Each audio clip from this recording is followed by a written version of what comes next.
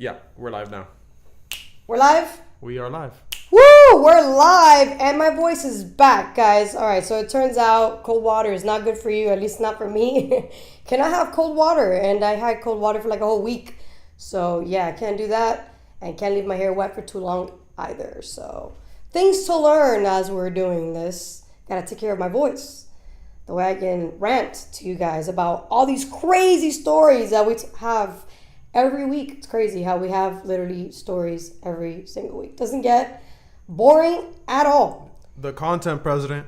Yeah, seriously. For 4 years we're gonna be having this, so we're just gonna have to get used to it, which is awesome. Can't complain. So, all right. So, guys, before we begin, as always, check out social media. Follow me. I'll follow you back. Mary_Truths on Instagram and TikTok. Those of you who have joined the Patreon account, thank you guys so much for joining and funding this. This is what we're doing. We're funding Mary Truth Talks.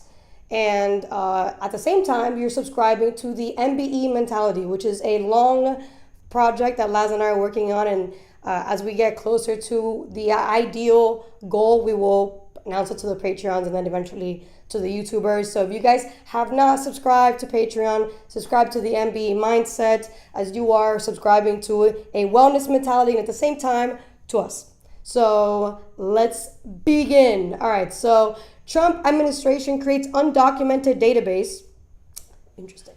Gavin Newsom started a podcast. That was great.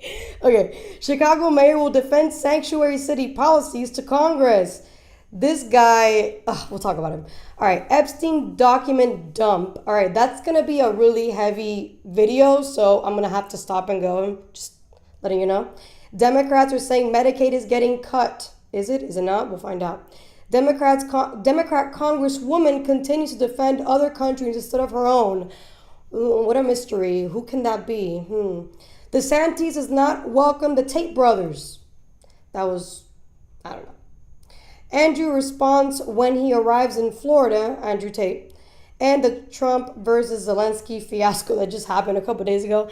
That was amazing, by the way, but I'll give my full context once we get there. So let's start with the first one. Trump administration creates undocumented database. That one's interesting. People are going to be very scared and furious about this. All right, I'm ready. Illegally marks a major policy change under the Trump administration. Until now, being in the country illegally was only considered a civil offense, with the consequences of getting detained and deported if caught and processed. According to a post on X, Homeland Security says America's borders are now closed to lawbreakers and that this past weekend, crossings along the southern border were at their lowest in 15 years. In a big win for Speaker Mike Johnson, House Republicans Tuesday night passed a multi-trillion-dollar plan to address defense, energy, immigration, and tax policy with only 2 votes to spare. Straight Arrow News political correspondent Ray Bogan breaks down what's in the budget blueprint and what Republican holdouts said about the resolution. House Republicans narrowly passed a budget resolution Tuesday evening on a party line vote that saw one defection. Congressman Thomas Massie voted no. It's an all-encompassing package that covers funding for the rest of fiscal year 2025, sets budgetary levels for fiscal years 2026 through 2034, and lifts the debt ceiling by $4 trillion. The bill also provides instructions for committees to look for $1.5 trillion in budget cuts to fund President Trump's border security, energy, and tax policies. Getting this approved required some serious arm twisting. Some Republicans were still a no on their way in the door, and President Trump called them personally. In the end, they could not change Massie's mind. We're going to add $328 billion to the deficit this year. We're going to add $295 billion to the deficit the year after that, and $242 billion to the deficit after that, under the rosiest assumptions. Why would I vote for that? As Republicans preach fiscal responsibility, how does a bill that adds that much money to the deficit this year align with that value? Well, first of all, when you are trying to unwind 30 plus years of bad fiscal practice, you're not going to do it all at one time. I mean, that's just a reality, unless you make draconian cuts. right? And so I think part of this is working to bend the curve, stop the outrageous growth in spending that we saw under the Biden administration, $7 trillion in budget, $36 trillion in debt. Republicans passed the resolution by themselves and left Democrats out of the process entirely. Earlier in the day, House Minority Leader Hakeem Jeffries said Democrats would not provide a single vote to help Republicans get the bill over the finish line.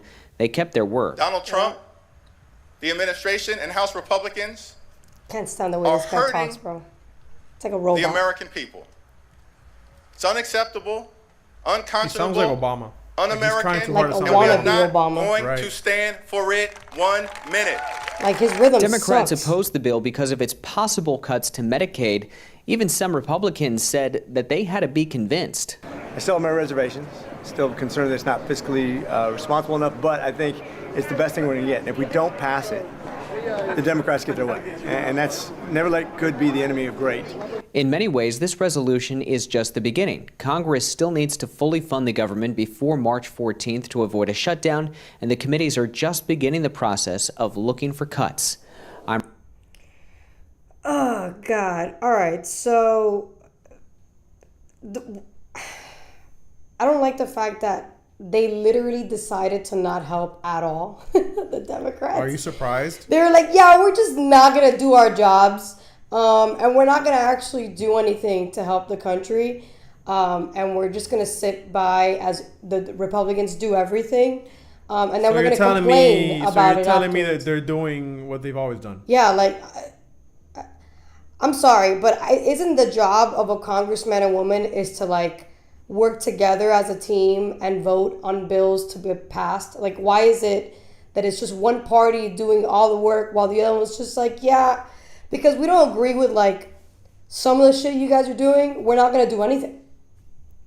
You know? And we're going to get paid regardless, which to me, it's just whatever, bro. And then the whole undocumented database thing. So that's going to definitely help. My voice. That's going to definitely help. I'm still recovering. It's going to help actually get people deported faster. Because if you have a database and then you don't have actual paperwork to prove that you are legal, that means you have to put yourself on this database, which is going to be a lot easier to get people out of here. So he might just hit the 3 million or more mark. Maybe. I mean, I'm assuming that's what they want. They want to hit the Obama deporter-in-chief status, deporting 3 million or more people. So if that's their goal, which I'm assuming it is, the database is definitely a way to do it. So Gavin Newsom started a podcast. This was hilarious. I'm not surprised, but at the same time, I am surprised because it's like if you want to become president, I don't think this was a good move. Don't know who told him this was a good move, but it's definitely worth watching. All right, so check this out. Hold on now. Oh, what do you... Here we go. I I got was it. like, I can't see. Okay, there you go. Over the next 5 years due to disruptions. So, while Californians have lost their homes and they're still suffering from the devastation, what does Gavin Newsom decide to do? Well, now is Bro, I can't take apparently their the accent perfect seriously. time to try and boost his popularity and essentially promote himself. He's launched a podcast. I'll play you the trailer in just a moment, but take notice. Does the trailer that he shared with the world on X, does it even mention the most horrific fire catastrophe that occurred under his leadership, partly as a result of the decisions he was making, like cutting fire prevention?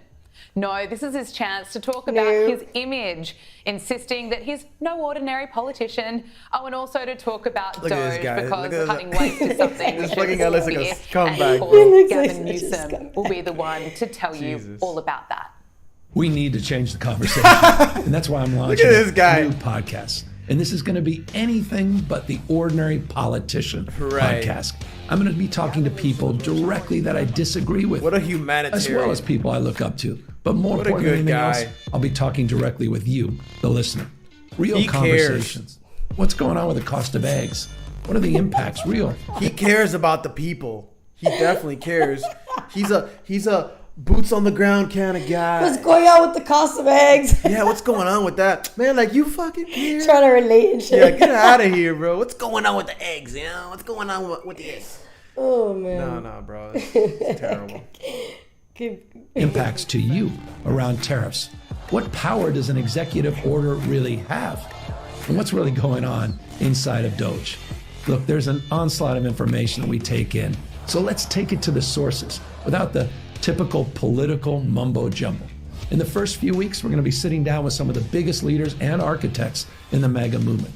This is Gavin Did you say Newsom. MAGA movement? It is Yeah, I so did. cringe. It is so toxic Mega to be cringe. promoting himself at a time while Californians are still suffering. Where are the answers on the fires? Because he's just been spinning and deflecting ever since the disaster. I don't know what he's referring to when he talks about the Delta smelt in reservoirs. The reservoirs are completely full, the state reservoirs here in Southern California. That mis and disinformation, I don't think advantages or aids any of us. Responding to Donald Trump's insults, we would spend another month. I'm very familiar with them. Every elected official that he disagrees with, very familiar with them. We do know, though, from reporting here locally, that one reservoir that serves the Palisades was not full. And that's exactly what triggered my desire to get the investigation. So what is Gavin Newsom you really pause trying to do here? That guy, bro. Bro, do you understand that? He says, oh, what Donald Trump was saying was a lie. And then when they bring up how one of the reservoirs was empty, he literally deflects and goes, that's why I'm going to get to the bottom of it. Like, wait, no. You just said that you didn't have a water problem because of what Donald Trump was saying was a lie. And then when they question why there was a water problem with one of your reservoirs, he just says, oh, that's why we got to figure it out because I don't know. Like, what do you mean you don't know? You just said you didn't have a water problem. You're full of shit. So full of shit. Just keep putting it. Here by launching a podcast. Be the next Joe Rogan? Well, that's not going to work because the world's most successful podcaster has absolutely slammed Gavin Newsom for this, posting on X, if the ick was a podcast. What an endorsement. Also, journalist Michael Schellenberger has taken aim at Gavin Newsom on X, saying you cut fire prevention, LA burned. You spent $24 billion on homelessness, it rose by 40%. You reduced penalties for violent crime. It's 31% higher in California than in the US as a whole. And instead of taking responsibility, you're trying to become an influencer. It's pathetic. So again, It really is. It's really pathetic, and it's just sad that that's the length he's willing to go to try to quote unquote relate to the people instead of like addressing the problems and answering questions. Yeah, I'm gonna open up my own podcast. And what about these eggs, huh? That was good. You know what the hell? Yeah. It's terrible. Yeah, it is. It's terrible. It just tells you like anybody can be in power nowadays if the people let them. You know. Yeah. Guys like how has this guy been in power for so long and nobody has tried to impeach him? Connections, bro. No, connections and corruption. And California is strictly a Democrat-governed state, and it's been like that forever. There's like no competition in California. Insane. So insane. Yeah. We're gonna watch it says here up to 10 minutes. Yeah, because it gets better. Do you think this is good? This gets so much better. Okay. will we be hearing any of this from Gavin Newsom himself? Well, I wouldn't hold your breath. No, Gavin Newsom has shared an insight into what's on the pod and what appears to be his priority. And that, of course, is a case that Hollywood is pushing, the Menendez brothers. Something that's getting a lot of attention, unsurprisingly, and that's what's going on with the Menendez brothers. Just a quick update. Today, I just notified the LA DA as well as the Menendez attorney, including victims, that I have directed the Board of Parole hearings to do what we call a risk assessment investigation into their applications specifically for commutation. The question for the board is a rather simple one. Do Eric and Lyle Menendez, do they pose a current, what we call unreasonable risk to public safety? People on social media are blasting Gavin Newsom, and as they should. One user wrote, "California is a burnt mess that's wallowing in financial ruin." So Gavin Newsom naturally launches a podcast, WTH. Yep. Another user wrote, Let's start with why did you throw a party for yourself at the French Laundry with no masks on in the middle of COVID when California had just about the strictest COVID regulations in the country and thousands of small businesses were going out of business because of policies? Another reporter wrote, your state is literally in shambles. Homelessness is a massive problem. Communities are still in ash. And you think now is a good time to launch a podcast. And it's so sad because California is such a beautiful place, man. They've just destroyed it. What I would like the only thing I think would be reasonable is because of his negligence and the state of the state, there should be a massive investigation for Gavin Newsom and the mayor, because at the end of the day, they are the leaders.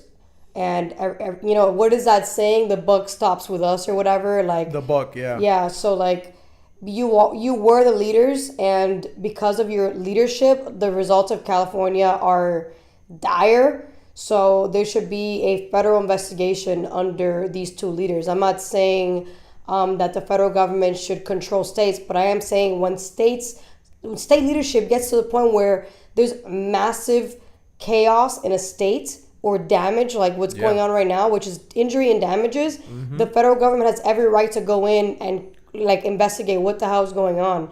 And if there needs to be prosecution, then so be it. And that's going to teach other mayors and governors not to fuck around. Like, your job is to take care of your constituents. They're the ones who put you there. If your actions create injuries to those constituents, the federal government has every right to prosecute you. Yeah. And this is just a result of negligence and ignorance at this point. You know, there's only so much you can sweep under the rug before the rug is just full of garbage. And now we're seeing the effects of that right now in California. You know, these corrupt elected officials, they're not putting the state as their primary concern. And California, they're putting their pocket as the primary concern. Exactly. That's the problem. And California is a beautiful state, man. Yeah, Absolutely beautiful state. It has beaches, it has mountains, it has deserts, everything. It has everything. It's beautiful, and they've just destroyed it, man. I mean, it's not just them now. It's been over time, but it's reaching a plateau where there's like a mass migration right now happening in California, and this isn't new. Every year there is a mass migration. So we work in U-Haul, so we see it every day. People just in masses moving out of California. It's insane. Yeah, it's gonna end up being just a ghost state or a homeless state at this point. Yeah, there was a mass exodus in during COVID time, and the exodus was so big that U-Haul actually had to like report it. Oh yeah, as national news. That was bad. Because they literally had no equipment there. And then now it's going to be way worse because of these fires. A lot of people are going to leave. Oh yeah. Because they have literally no choice. So a truck that would have cost you maybe $1,000 would cost you now like $4,000 to $5,000 just to leave. Yeah. And some people just can't afford it, so they're stuck. They're literally prisoners of their own state. Yeah, it's sad. Let's keep going because this gets good. It gets into the mayor and what she did, and then it gets to our favorite person ever, Kamala Harris. So this gets better, guys. I promise. Another person wrote, I'd rather pour acid in my ears than listen to a Gavin Newsom podcast. Wow, that one's a bit harsh, but he's probably speaking the truth. Now, Gavin Newsom, what's he doing? Trying to become an influencer, and he's probably hoping to get enough views that he can run for president. Do not fall for this. As we know, California has suffered because of Gavin Newsom, and LA has been suffering as well because of LA Mayor Karen Bass, who's also going to extreme lengths to spin her image. Oh man, this is hilarious. Now Karen Bass just continues to prove what a weak leader she really is. She's decided, well, not to take accountability for her many mistakes which contributed to the fires becoming so catastrophic, such as fleeing to Ghana when she was warned about the fires. No, she's decided to pass the blame and has fired LA Fire Chief Kristen Crowley, who was forced to admit on live television that Karen Bass's decision to cut the fire department's budget by $17 million just months before the wildfires impacted the fire department's ability to respond. Did the city of Los Angeles fail you and your department and our city? It's my job to stand up as a chief and exactly say, justifiably, what the fire department needs to operate to meet the demands of the community. Did they fail you? That is our job, and I tell you, that's why I'm here. So let's get us what we need so our firefighters can do their jobs. Who All right, knew pause that that really taking quick. millions... So they didn't show the whole video, but that reporter pressed her like 3 times, and by the 3rd time, when she said, "Did they fail you?" she admitted, yes, they did. And I'm not an insider here. I'm just an average American, just giving you my thoughts on the internet. That's all I'm doing here. In case anybody thinks that I'm like Mary who speaks truth, I'm not. I'm a truth seeker. So those of you who subscribe, thank you for being a truth seeker too. But I'm thinking that she got fired because of what she said. This dog, yo, stop it. Jesus Christ. Yo, Steven's saying Gavin's a freaking joke. Yeah, man. Yeah, he is. Huge. So she got fired. I mean, they haven't really said this for sure, like it's for sure, but I'm assuming, put 2 and 2 together here. She got fired because of what she said. She literally exposed the mayor for being incompetent. Keep going. Millions of dollars out of a fire department's budget. While there are fire trucks that need repairs, there are not enough firefighters on the ground, would limit the way firefighters could respond to a major fire event. And if Karen Bass had it her way, those budget cuts would have been even larger. She initially wanted the budget slashed by $23 million. Wow. Now Karen Bass, well, she's finally admitted that she made a mistake by flying off to Ghana while California was burning and residents were losing everything. But in her first sit-down interview since the disaster, her chance to be open and frank with the American people, she tried to play dumb. Wait for this. This is Although great. there were warnings, I think our preparation wasn't what it typically is, meaning that before there's a major weather event, for example, last week when we knew we were going to get into the rains, you saw us come together and us talk about, get your sandbags, bring the K-rails out. That type of preparation didn't happen. If that had, I will tell you, Alex, I wouldn't have even gone to San Diego, let alone leave the country. But what do you mean there were warnings you weren't aware of? Because I know we were talking about it on the news. A lot of people were talking about the problems, warning that this was going to be a huge deal. When I talked about it with the fire chief, what she said is that we have warnings of Santa Ana winds a lot, but predicting this, and you saw, from the city, from the county, that level of preparation really didn't happen. So it didn't reach that level to me to say something terrible could happen and maybe you shouldn't have gone on the trip. Wait, but hold to on. me, No way. She just contradicted No way, herself. dude. No way. Her chief literally told her. Bitch. Like, come on. How do you dance around that? You literally were told there are a lot of winds. And I don't know, California is known for their fires. And it's like wind, everything's dry, fire, like happens every year. Like, what do you mean you were not prepared, dude? What are you talking about? That's like us saying that we're not prepared for hurricanes when we have them like every year. Yeah. Absolutely. That's terrible. Absolute. This right here is criminal. This is criminal. This is the type of shit that should get her into a courtroom and have to justify what the hell were you thinking? Like, what were you thinking? Oh, that's right. You weren't thinking. You were thinking about yourself. You weren't thinking about, again, the people who voted you in. Therefore, you need to be like, there needs to be massive investigations because either she's really stupid or she really does not give a shit and she is a part of a narrative. I think it's probably both. But let's continue watching. Yeah, I think it's a little bit of both there, for sure. Unbelievable. I don't know. So she claims she wasn't really She doesn't warned, know. then I don't admits know. that she was kind of warned, She's kind and she of still warned. can't tell you why they were so bad. I mean, what a load of BS. Yep. How on earth is that good enough?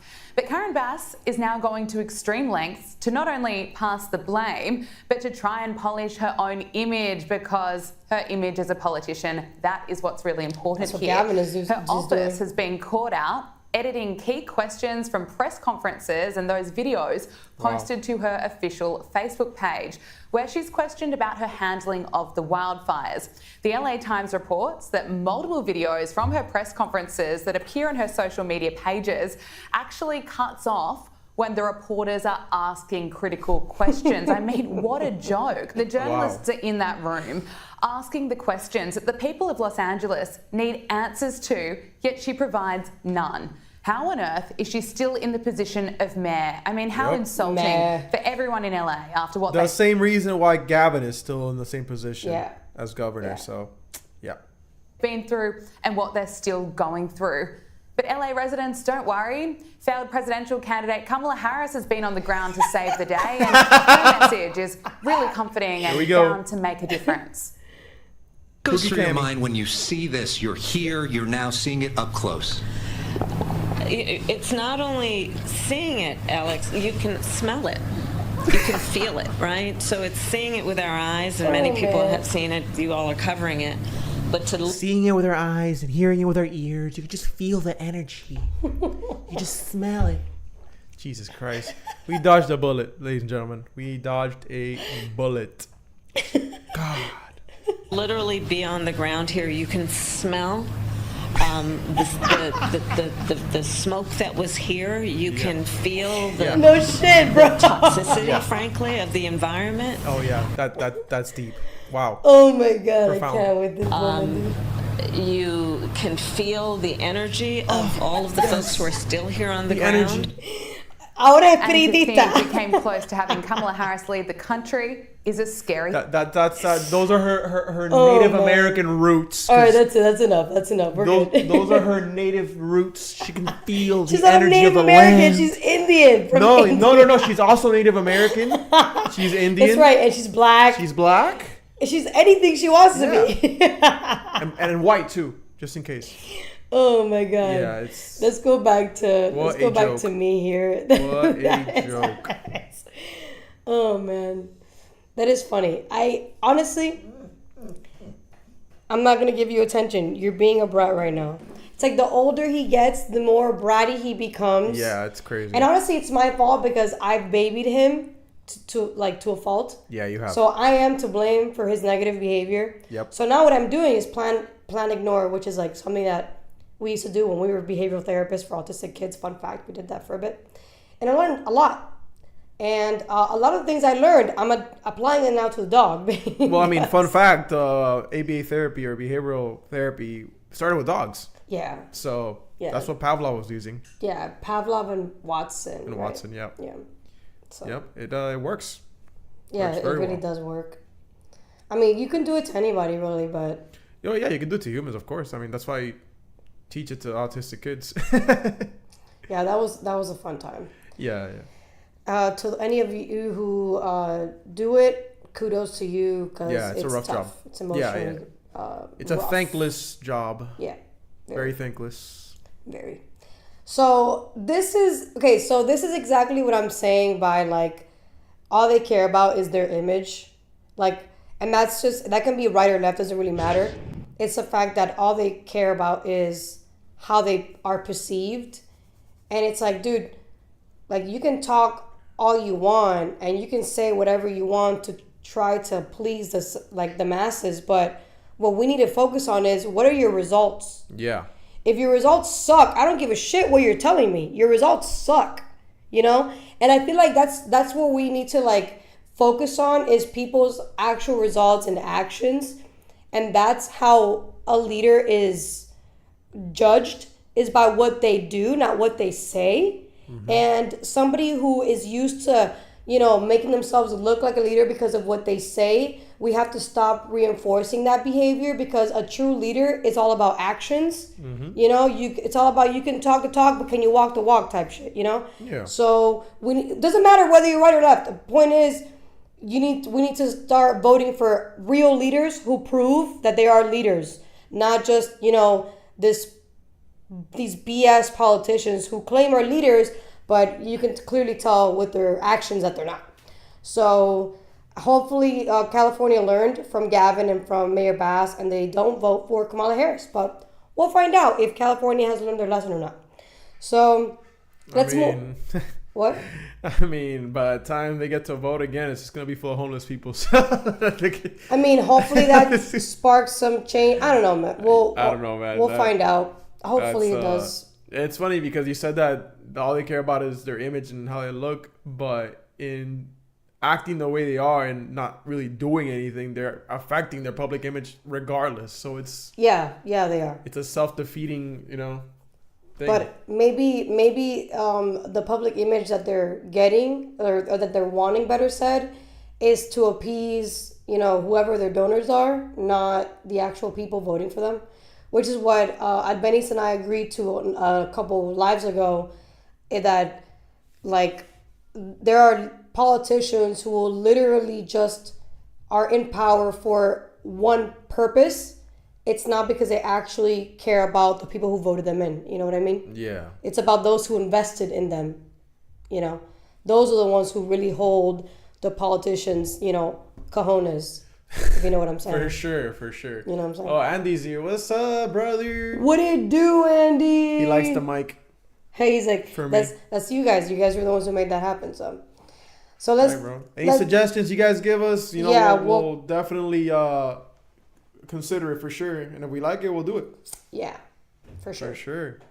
So let's take a look here. Chicago mayor will defend sanctuary city policies to Congress. All right, so before we get into this, let me just give you some clue on what this is all about. So Chicago mayor, Democrat, and he's been literally putting the city into like bankruptcy and all he cares about is giving like this crazy deal to the unions, the education unions, because he eventually wants to go back into that space and retire there. So he's literally like getting all the money that they're getting of the taxpayers in Chicago to fund this deal for the unions, and then at the same time funding the whole sanctuary city policies, which is essentially allowing illegals to just like stay there. So this is going to be crazy because now he's going into Congress and he has to now defend his position as to why he should stay being a sanctuary city. And essentially he's defending every other sanctuary city or sanctuary state. He's representing all those people, all those leaders. So this is, I don't think it's going to go good for him, but his reaction to how they asked him about his poll numbers, which are in the single digits. We can look up what his poll numbers are, but according to the media, it's single digits. We have to check if that's true or not. But his reaction is hilarious. Take a look. Oh. Ready? Here we go. Cool. Chicago Mayor Brandon Johnson will testify in front of Congress next week about his city's sanctuary status. Here's what he had to say about how he's preparing and about the Justice Department's lawsuit against Illinois and the city of Chicago. Your single-digit poll numbers and the anger and the frustration that people are feeling towards their mistrust of you and the lack of transparency, are you prepared, and your allies for that matter in City Council, prepared to lose re-election over this payday loan? We're going to continue to invest in people. All right, let's bring in anchor and investigative reporter. We're going to continue to invest in people. Bro, these people are masters at deflecting. Yep. Masters, bro. Like, I think in order for you to be in that role, you have to know how to deflect. Literally. Like, no, I mean, that is like 90% of the job. That is insane. I swear to God. That's like, what do you mean you are going to continue investing in people, my guy? Your people who you are claiming to invest in are literally telling you you're doing a shitty job. And you're literally just going to say, we're going to continue investing. Like, bro, this guy, you can tell this guy is literally being funded by a narrative. And he's going to stick to the narrative the entire time. It is insane. And the reason why I posted it is because, again, this is a Democrat leader who got voted in by people who thought he was going to do good, probably because of the color of his skin. And it turns out to be a shitty leader, which is why you should not vote for somebody because of their skin pigmentation. You should vote for them because you believe they'll do an actual decent job. And then it also makes any other leader who happens to be black, just like him, less of a chance to get in because of this guy.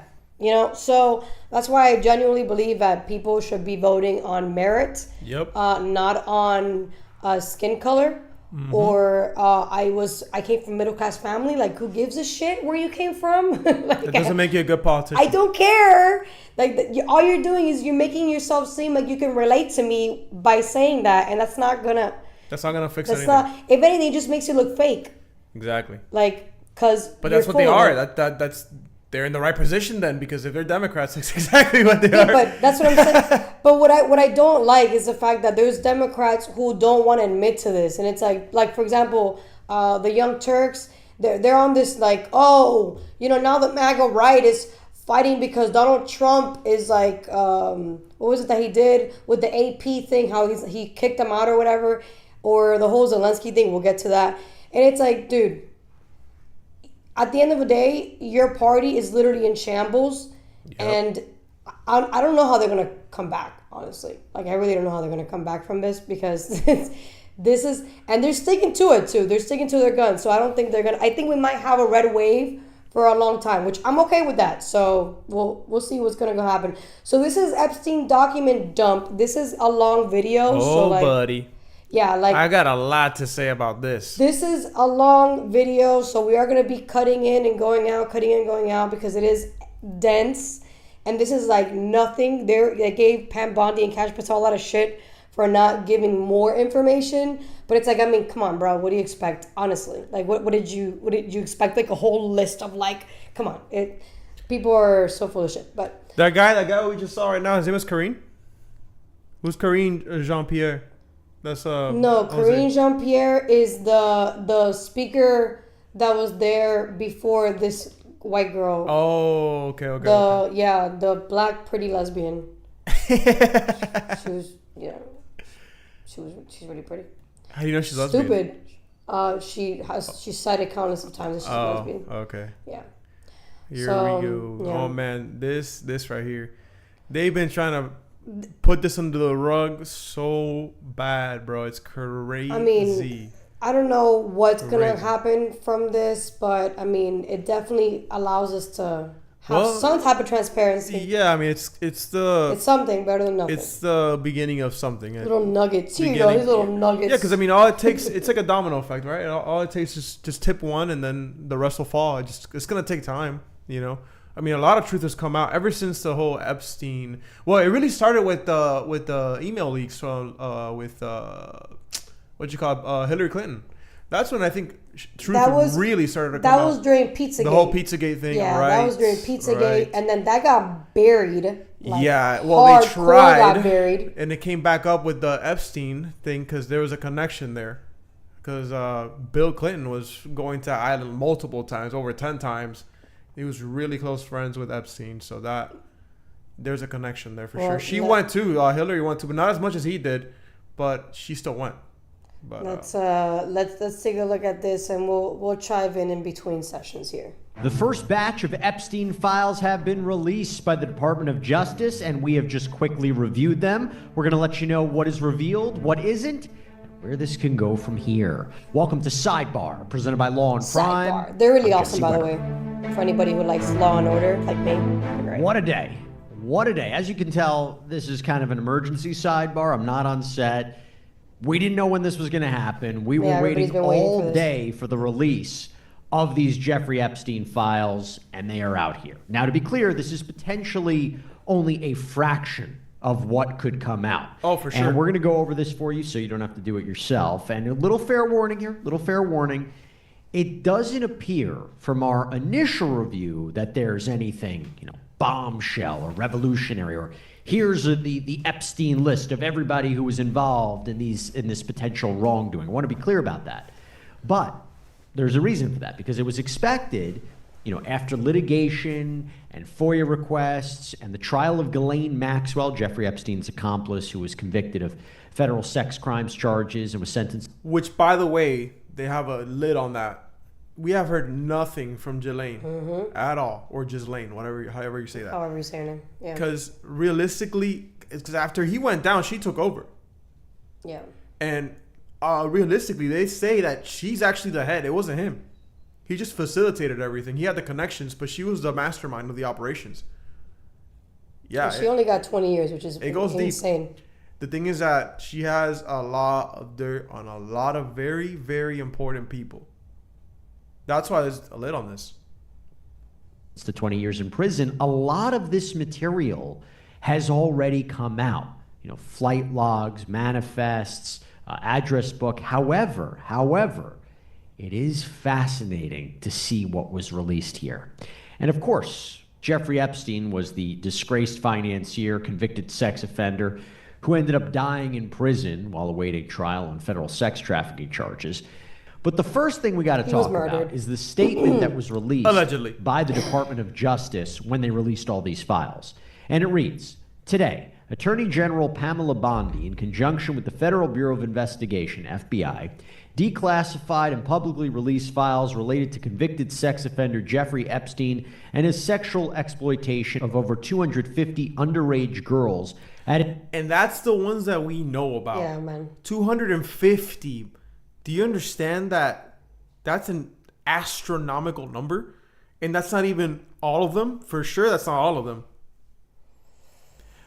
Yeah.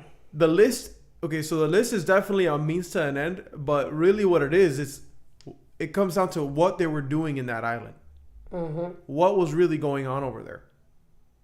Yeah. At his homes in New York and Florida, among other locations. The first phase of declassified files largely contains documents that have been previously leaked but never released in a formal capacity by the U.S. government. Quote, this Department of Justice is following through on President Trump's commitment to transparency and lifting the veil on the disgusting actions of Jeffrey Epstein and his co-conspirators, said Attorney General Pamela Bondi. The first phase of files released today sheds light on Epstein's extensive network and begins to provide the public with long overdue accountability. The FBI is entering a new era, one that will be defined by integrity, accountability, and the unwavering pursuit of justice. This is from FBI Director Kash Patel, the new FBI Director. There will be no cover-ups, How long do the directors stay in that position? 10 years. 10 years? Yeah. Okay. Rick, what's his last? What's his name? Ray. I forgot his first name. I know his last name is Ray.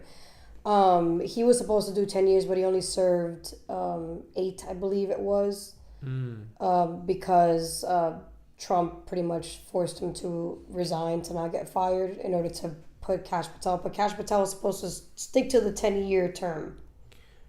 Yeah, I really hope Mr. Patel really puts on his batteries, or se pone la pila, how we Cubans say, and really gets to work on that department, because it's so corrupted. It is so just out of touch with the needs of the people. Oh, that's nothing. Wait until you get into what they actually found out. What about the CIA though? Are they?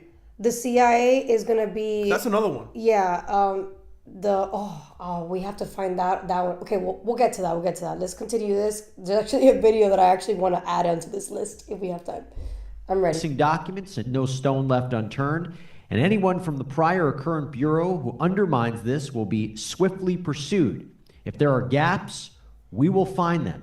If records have been hidden, we will uncover them, and we will bring everything we find to the DOJ to be fully assessed and transparently disseminated to the American people as it should be. The oath we take is to the Constitution, and under my leadership, the promise will be upheld without compromise. Right, it goes on to say, Attorney General... So that's Kash Patel saying that. Just to clue people in, Kash Patel is the leader of the FBI right now, and he literally admits that the FBI is under the DOJ. So for everybody who swears that the FBI is an independent organization, not really, because it has a boss and it's the Department of Justice, and the leader of the Department of Justice is Pam Bondi. So I wanted to clue anybody in on that if you didn't know that info. All right, let's go.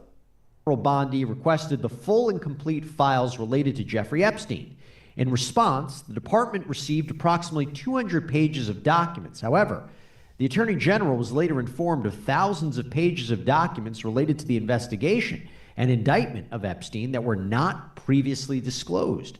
The Attorney General has requested the FBI deliver the remaining documents to the department by 8 a.m. on February 28th and has tasked FBI Director Kash Patel with investigating why the request for all documents was not followed. The department remains committed to transparency and intends to release the remaining documents upon review and redaction to protect the identities of Epstein's victims. And by the way, in a separate letter from Pamela Bondi to Kash Patel, she said she expects a report from him in basically 2 weeks about why the files weren't turned over. Hey, by the way, we have to go to 5 minutes.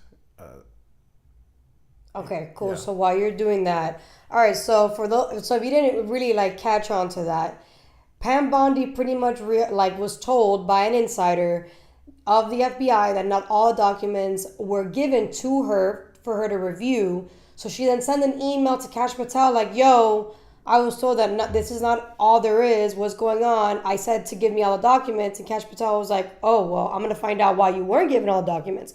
So there are people in the FBI who are going rogue. Well, that's been a thing. So that exposes the corruption within the FBI. Right. The Department of Justice literally saying, "Yo, I need all these documents from this human trafficker who was, who killed himself supposedly."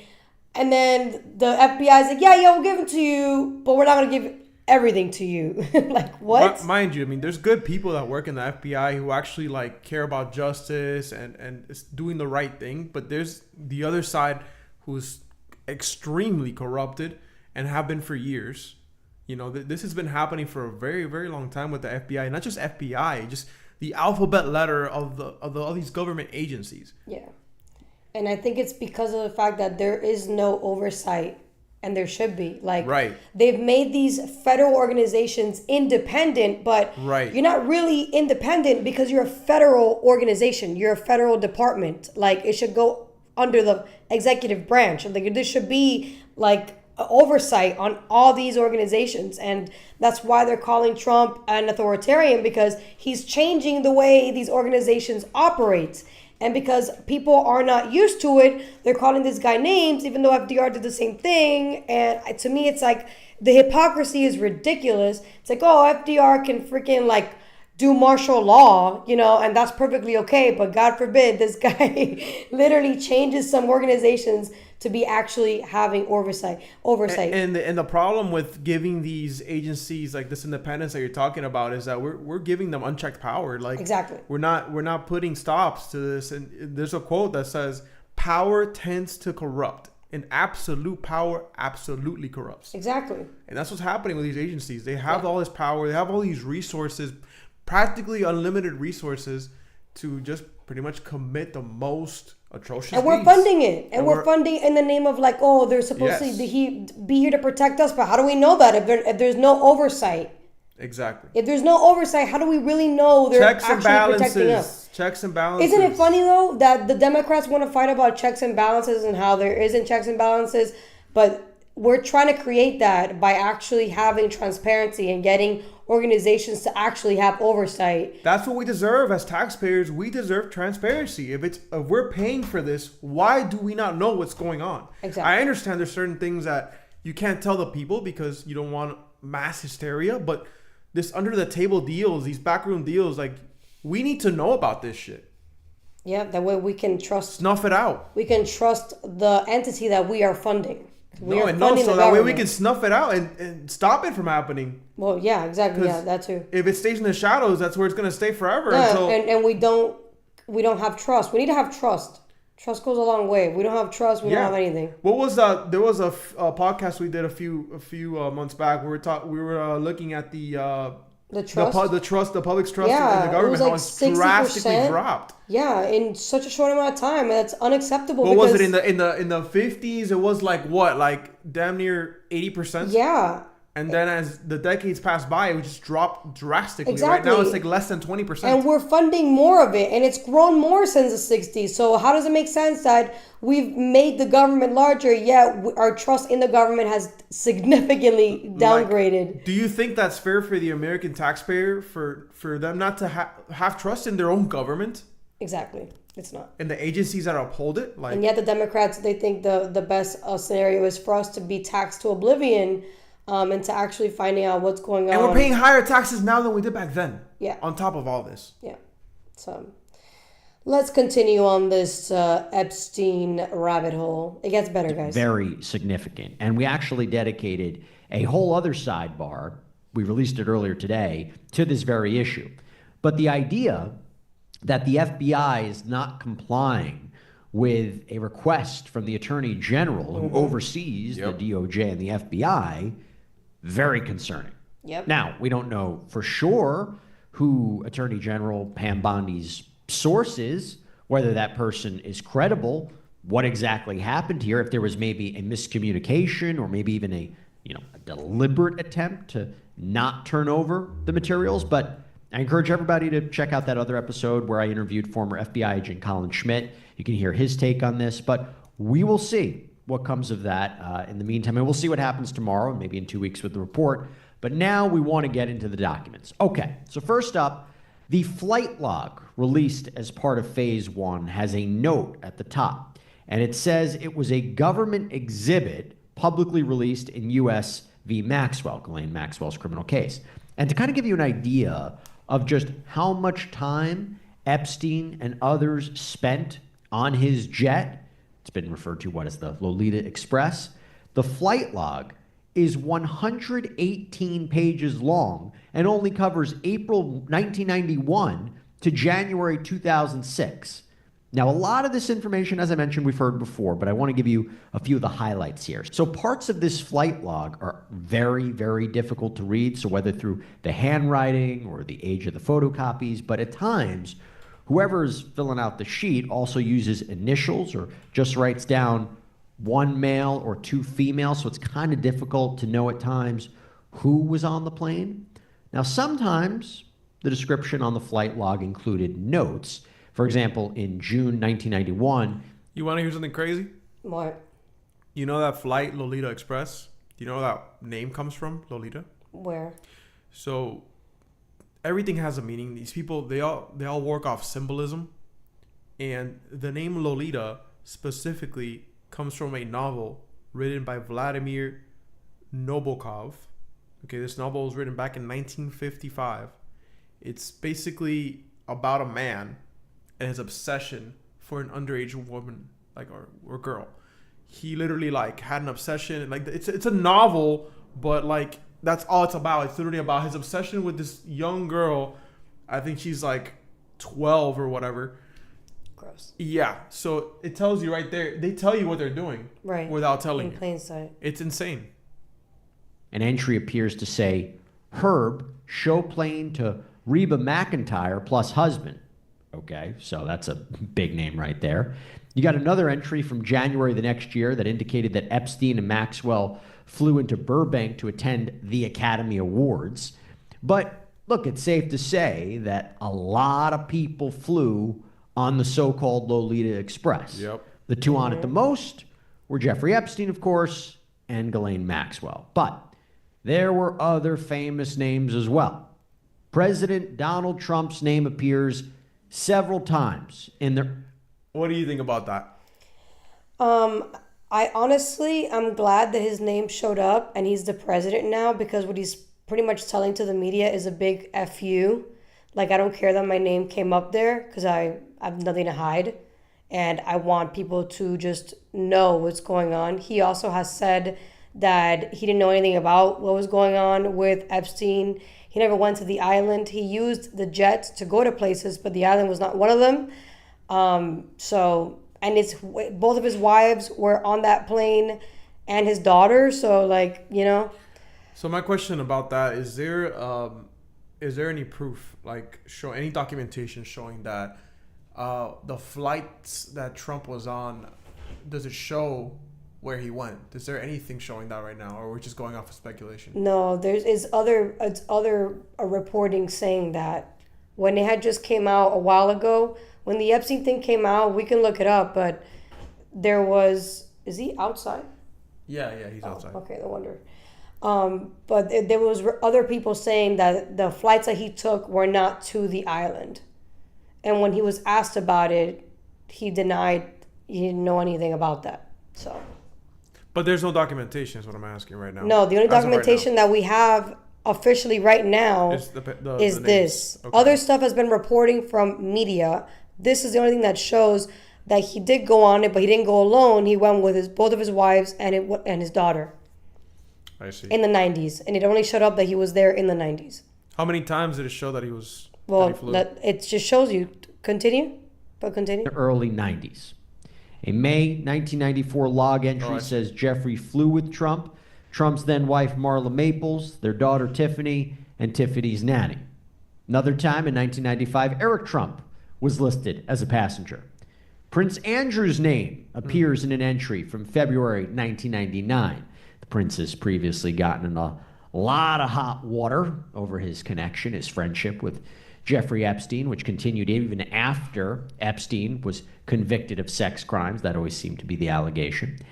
Former President Bill Clinton also makes several appearances in the early 2000s on the flight log. He flew multiple times in 2002, accompanied by multiple Secret Service agents each time. You have an entry from August 2002 that lists Virginia Roberts, now called Virginia Giuffre, a victim of Epstein and Maxwell, who pushed forward with a lawsuit against the apparent madam, leading to, by the way, all these documents, or a lot of these documents, being released during Maxwell's eventual criminal trial.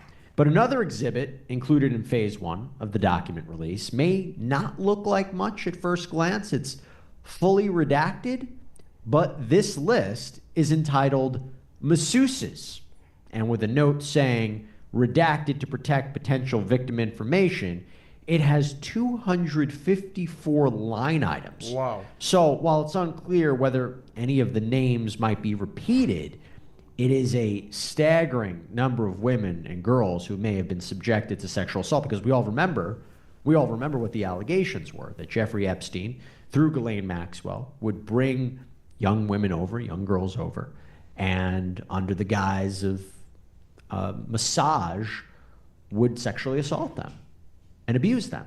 Yep. Next up, we got to talk about the contact book. So at the top of this 95-page document, it says redactions for personal contact information. And let me tell you, there are a lot of redactions in this, okay? It is basically a bunch of names. You see what I told you?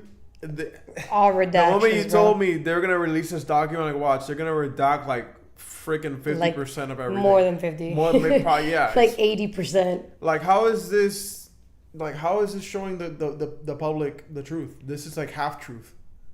Like a quarter. Not even right. Like, if you're gonna show the thing, show the whole. Don't be redacting anything. I'm assuming there's a process to exposing classified information. You know, that's probably why. Yeah, because the names on here are really big. Yeah, I mean, you know. With their personal information either blacked out or redacted, maybe their phone numbers or addresses. I'm assuming that's what it is. But maybe. Some boxes are bigger than others, so maybe there was more information about certain people rather than others. However, there are a list of names that are quite notable on this list, okay? Now, before I read up a bunch of them, remember, just because they are presumably in Jeffrey Epstein's contact book doesn't mean they're complicit in any of his alleged wrongdoing. Epstein was a very well-known and well-connected financier who knew a lot of people. Got to make that clear, okay? So even though I'm about to list a lot of people, this is not the Epstein list of everybody who was involved in alleged wrongdoing or illegal activity, okay? Now, to give you a sense of who he seemingly knew, here we go. Alec Baldwin, Ralph Fiennes, Michael Jackson, Dr. Henry A. Kissinger, Mick Jagger, David Koch, Chris Tucker, Richard Branson, Barbara Walters, Mike Wallace, Steve Wynn, Alan Dershowitz, Donald Trump, Ivanka Trump, Ivana Trump, Les Wexner, Courtney Love. Well, we all know what Lex Wexner was doing for sure. Can we go back to him? You know who this is, right? No idea. That's the owner of Abercrombie and Finch. Oh yeah, well yeah, we know that's already been proven that he's a human trafficker. So we already know what he was doing there. Yeah. Love, Rupert Murdoch, Duchess of York, Joan Rivers, Christy Turlington, Maria Shriver, Ron Silver, Janice Dickinson, Minnie Driver, David Blaine, Phil Collins, George Hamilton, Liz Hurley, Ted Kennedy Jr., Doug Lyman, Ron Burkle, Christopher Lambert, and Ghislaine Maxwell. Now, aside from these apparent actors and musicians and magicians and journalists and politicians and wealthy individuals and business leaders, there are also a plethora of other names, but you kind of get a sense of some of the more well-known people that he apparently had their contact information. And there are also contacts for properties like various Ritz-Carltons, the Aspen Club, Bel Air Hotel, Beverly Wilshire, Cipriani, the Plaza, the Pierre. I mean, we're talking luxury places here. And the last page of this document is titled Important Email Addresses. Now, I'm not sure if this was actually crafted by a prosecutor in this case or Jeffrey Epstein or somebody connected to him, but it is interesting because one is for Jeffrey Epstein and everything next to it is redacted, but in parentheses it appears there are initials for locations like PB, seemingly for Palm Beach, NY for New York, and so forth. Ghislaine Maxwell is listed there too. There's also one for venture capitalist Joe Pagano, Ehud Barak, former Prime Minister of Israel, Jean-Luc Brunel, talk about him in a second, David Copperfield, and then this one's interesting. Next to Christopher, it seems to say French driver. It says next to this person, important witness. Again, we don't know who wrote that, but important. Now, what is interesting about some of these names, and to kind of give you some more context, is last year when a judge released Jeffrey Epstein materials, more specifically grand jury materials, pursuant to a bill signed by Florida Governor Ron DeSantis, these materials centered around when the Palm Beach Police Department opened up an investigation into Jeffrey Epstein back in 2005 and what was presented to a grand jury in 2006. So that was when the parents of a 14-year-old girl came forward accusing Jeffrey Epstein of 2006 paying her to give him a massage. Guys, the police this happened in found out 2006. that Epstein had allegedly set up a system to recruit girls to provide him massages, to sometimes engage in sexual activity. The case was brought to the state attorney's office. A grand jury was impaneled where the jurors heard all sorts of testimony from detectives, two of the alleged victims. And that grand jury ended up indicting Epstein in 2006 on felony solicitation of a prostitute. And that was it. You know, there have been long-standing arguments about this. Why didn't prosecutors pursue more aggressive charges? Why was this the only one? And of course, we know what happened, right? The Palm Beach Police Department chief and lead detective, they were partially troubled. They were particularly troubled, I should say, by this prosecution. So they referred the matter to the FBI, who then brought it to the assistant U.S. attorney. So now we're talking about the feds. Yeah, let's just stop it there. Unbelievable, bro. Yeah. Do you understand that this guy would have been in prison way earlier and would have been exposed way earlier if the local police would have done their job and they were like, no, this guy is like high level, you know, let's give it to the feds. And what do the feds do? Bury it. They freaking bury it. They do what they do best. Like, what the hell, dude? That should tell you that if your job as a local police officer should be known as one of the most important jobs, and if there is somebody that you believe is a threat to the local community, you should take care of it instead of giving it to the federal government to take care of. And then the fact that the federal government hid it is crazy, but hey, things are going to come out more. So we're going to see more firings from the FBI because that's crazy. So let's take a look at this. The Democrat, they're saying that Medicaid is going to get cut. So I looked into this a little bit, and they're saying that it's going to get cut, but nowhere in the bill does it say that it got cut. So I don't really understand what's going on, but we're going to find out. So it's two videos. The first one is a Republican saying that there is no cuts in Medicaid, and the next one is going to be a Democrat. That way you can see the compare and contrast of this. Check it out. Check it. So let's be very clear about something. Last night, the House budget resolution passed, unfortunately on a very partisan party line vote, but it indeed did pass. One thing it does not do is cut Medicaid, It's right here in this document. There's no mention of cutting Medicaid or even the word Medicaid, Medicare, SNAP, or Social Security in this document that passed last night. Any claim to the contrary is actually fear-mongering, plain and simple, or I guess in my neighborhood, it would be known as a lie. It has been perpetuated to put fear in people and to drive anger at the majority party and have unruly town halls because people are being fed lies. It needs to come to a stop and have an honest debate, an honest conversation around here about how we're going to get our government back on a track that doesn't lead us to endless, massive deficits in our budget each year. Still on track for $2 trillion, upside down, following COVID spending. COVID is over with. We need to get back to at least to pre-COVID levels of spending and a more of an opportunity to actually balance our budget, where it might be only $700, $800, $900 billion upside down. The only way we're going to take a bite out of the national debt is to actually bring the lines together and have our budget balance. We can do that with limited spending and a strong economy. My understanding years ago is that if growth of spending was only 1%, these two lines would meet. A little bit of discipline around here. So that's what was being sought in the budget resolution. Now, this budget resolution is not a roadmap, it is not the final say on it. It actually is a roadmap for moving forward on the fiscal year 25 budget. It does not make final spending decisions. Those are still to be debated and heard in committee, on TV, in front of the people, on C-SPAN, in the committee process that folks can attend. It includes instructions for committees to review and adjust spending and revenue priorities, where you at? but it does not dictate specific program cuts, unlike the lies that have been spread all over in this chamber, in committees, and on the media. It's 2 minutes, bro. Reconciliation is indeed a standard budget process that will be taken up. The resolution instructs 11 committees to find ways to either reduce wasteful spending or... Actually, it's 2 minutes and 30 seconds. Right on time. 2 minutes, too long. So, all right. So that this guy was saying that they're not cutting Medicaid. That the Democrats are lying about Medicaid being cut. All right. So now this lady who is, I don't know what state she represents. I really don't care. I can't stand her.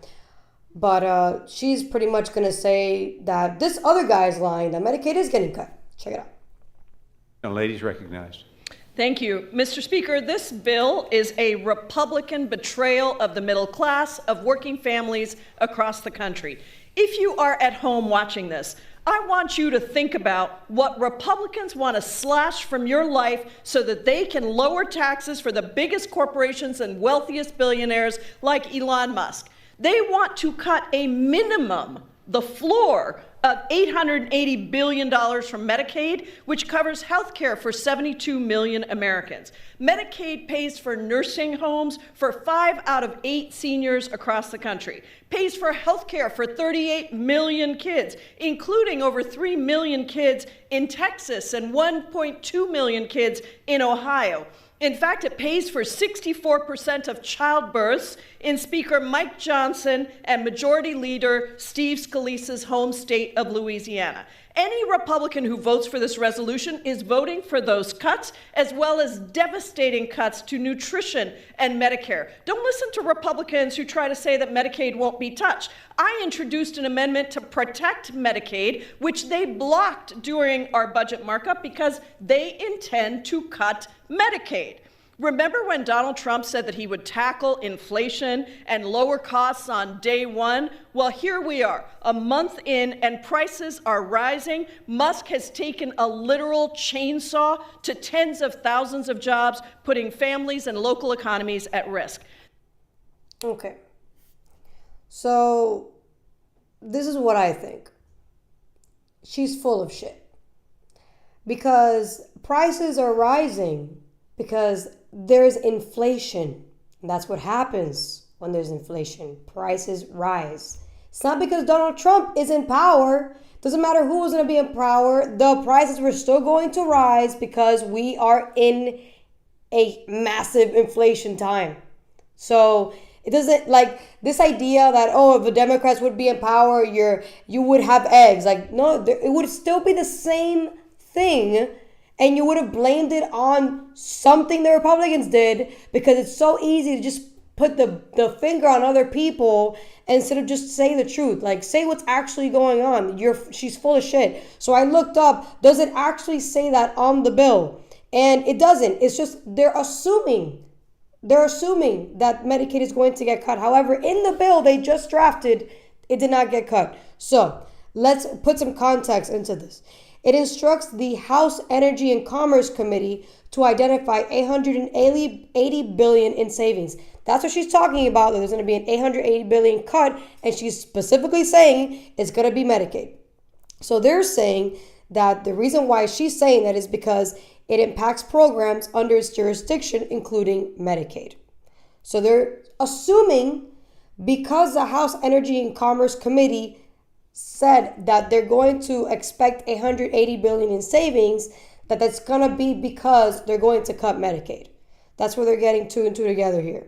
It also goes on to saying, while the resolution does not explicitly detail cuts to Medicaid, the substantial savings required from the Energy and Commerce Committee suggest that Medicaid funding could be affected. This is all assuming suggestions. This is not like concrete at all. This is not even a fact. So the fact that she's claiming this as a fact, as if this is really happening right now, is just incredible. And this is the same person who was totally okay with censorship, by the way, during COVID times. So she can literally spew out misinformation, but God forbid that happened during COVID. It was totally unokay to do, right? So budget resolutions set overall spending targets and direct committee to propose specific cuts, which are then detailed to subsequent legislation. So again, this is all speculation. She's assuming that Medicaid is going to be cut. And to be real with you here, sure, Medicaid does help a lot of families, 100%. There's also a lot of people that are taking advantage of it that are on Medicaid. Let's find out who those people are. That's literally what should be happening here. We should find out who's actually on Medicaid, who should not be on Medicaid. If you are over 26, or if you are over 21, you should not be on Medicaid, because by then you should have a job and you should be able to apply to the ACA Act, which is like low middle class insurance, if you don't want an insurance from your employer. But there's a lot of people who are literally living off of Medicaid when they're not supposed to. I also don't like the fact that she says that it funds a lot of pregnancy. Yeah, it also funds a lot of C-sections, which is also more expensive than natural birth. So I think Medicaid and just health in general, it would be more cost effective if we were to teach, basic health stuff. Like, I don't know, maybe fund things that women actually need, not C-sections. Maybe teach women how to latch their kid. I know a lot of women who are low income who don't have those resources. Considering how much money we're spending on Medicaid, we should be able to have resources like that. Like, teach women how to have natural birth. Teach women how to feed their child instead of resorting to formula. That would probably be more cost effective than what we're funding right now under Medicaid. There's a lot of people that are taking advantage of the Medicaid expansion with a bunch of states. They should not be doing that, because most of those people work and should not even have Medicaid. They should be under the ACA. So yeah, we should definitely cut Medicaid, because a lot of people are leeching off of it who should not be. And that's going to save a lot of money in the long run. And then all this fear mongering that we're going to ruin children's lives and elderlies is just fear mongering to not actually weed out the people that are taking advantage of the system. That's all it is. At least that's what I think. You can put your thoughts into the comments. What do you think? I know it's kind of cynical of me, but whatever. It is what it is. That's what I think. What do you think, babe? Yeah, I'm in the same camp as you. He's like, yeah, well, whatever you said. Whatever you said. You said a lot of things. Concur. I concur. I agree. I approve this message. All right. So check this out. So Democrat Congresswoman continues to defend other countries instead of her own. So this is Jasmine Crockett Republican, yeah, she wishes. Democrat representative, I keep saying Republican, representative of Texas. Remember how she said last live how she's rooting for Canada and Mexico?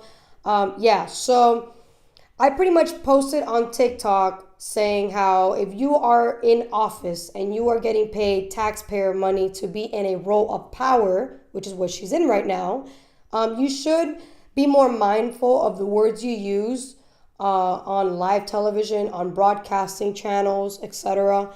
Because at the end of the day, you are still a leader, and you are a leader that represents America and American interest. So there should be no, I'm rooting for this country, I'm rooting for that country, when you are representing America and Americans. So she should be under like a microscope, honestly. I'm not saying she should be incriminated. I'm not saying there should be prosecutions. I'm just saying there should be some type of rule in Congress and in Senate to kind of enforce you to choose your words wisely as a Republican, as a Democrat, when you are in Congress and in Senate. That's just my opinion, but I'm going to tell you why. Like, just listen to this chick, bro, honestly. Republicans are defending President Trump's actions. My next guest is apologizing to the world. Jasmine Crockett is a Democratic congressman from Texas and sits on the House Oversight and Judiciary Committees. And I'm awfully glad to have you here because I read what you said, apologizing to the world. And I want to go deeper into it because you said, I'm sorry that the bright light America used to be is dimming.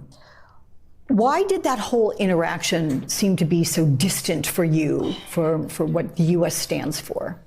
Besides the fact that we're talking about an ally, we're talking about Ukraine, a country that was invaded. First, it started off with trying to change the facts. We don't live in a world of alternative facts, trying to change the reality of who invaded who. After we kept saying that Trump was nothing but Putin's puppet, we kept saying that he was palling around with Putin. We've said it all kinds of ways. But this comes at the heels of the UN voting with Russia. This also then is an opportunity for Trump to show that, no, America knows who our friends are and we're going to stand with those friends. And unfortunately, he decided that he wanted to talk about his clothes. Now, maybe this is because Trump never wanted to go serve his country. And right now, the only service that he's giving to us is driving our country apart. But I'm sorry, when you're at war, you're not worried about your outfit. That is what we call a privilege, number one. Number two, to say, oh, what can you afford? Well, if he was walking around in the fanciest suits, I'm sure that they would accuse him of taking our dollars and spending it on his wardrobe and being more concerned about that. Listen, this is a no-win situation when you're walking in with someone who has decided that he is going to align himself with a dictating thug. Okay, so to that end, it gets better. We know before the exchange, what was supposed to happen was there was going to be the signing of this preliminary mineral deal, at least, right? Aiming to end the war, but without Trump committing to any security guarantees. I mean, you say that peace should not have a price tag, but there are some Republicans, as you know, and the president claiming that, oh, you know what, America is being taken advantage of here. Is there a middle ground we can get to? There's not a middle ground with this president.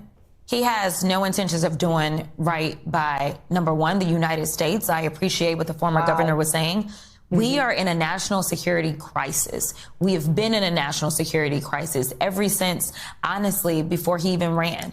We know that he had our national secrets stored at Mar-a-Lago. People felt like that wasn't really a big deal. They wanted to compare it to what was going on with Joe Biden. We know that he was showing this to people that maybe weren't supposed to see our national security secrets. We know that he is consistently engaged in questionable deals as it relates to our emoluments clause when he was in the first go round. Next thing you know, his son-in-law was getting a lot of money from the Saudis as soon as they walked out.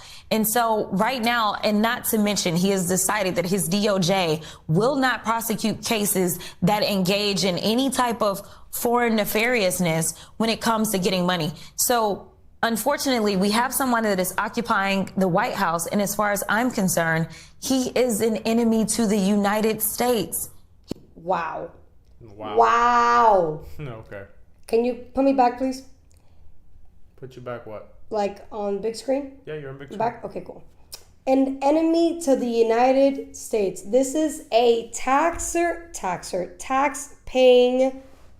congresswoman who was literally saying the commander-in-chief is an enemy to his own country. Smells like an agenda. Bruh, this is what I'm saying by they should not be allowed to do this. And if you are, and if you're going to do this, there has to be consequences to this. You're not a regular person. Like, this chick is acting like she's just an average American. Like, bitch, you're not an average American. Like, you are literally in a chair of power. Like, you control a district in a state.